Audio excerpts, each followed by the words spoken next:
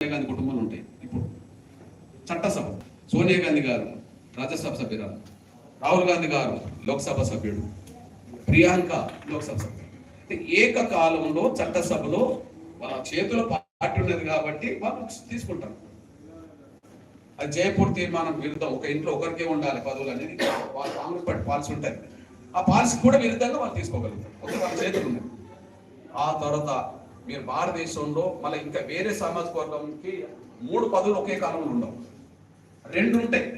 ఇప్పుడు ఉదాహరణకు నల్గొండలో రెడ్లు ఉన్నారు అనుకోండి, ఓకే, ఉత్తమ్ కుమార్ రెడ్డి గారు భార్య ఏకకాలంలో ఇద్దరు, లేదా ఇప్పుడు జానారెడ్డి గారు కొడుకులు, ఒక ఎంపీ ఒక ఎమ్మెల్యే ఇద్దరు, లేదా కోమటిరెడ్డి వెంకటరెడ్డి రాజగోపాల్ రెడ్డి గారు ఇద్దరు.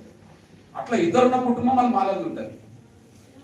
ఓకే, బడ్డీ అంటారు రవి అనుకుందాం, ఇంకా ఏ కుటుంబాలు అనుకుంటారు. కానీ సోనియా గాంధీ గారి కుటుంబం 3 ఉన్నాయి కదా ఒకే కాలంలో. ఆ తర్వాత మళ్ళీ 3 పదవులు ఉండేది మళ్ళీ మాలలకి ఉంటాయి. ఎగ్జాంపుల్ మల్లికార్జున ఖర్గే ఇప్పుడు రాజ్యసభ సభ్యుడు, రాజ్యసభ పక్ష నాయకుడు.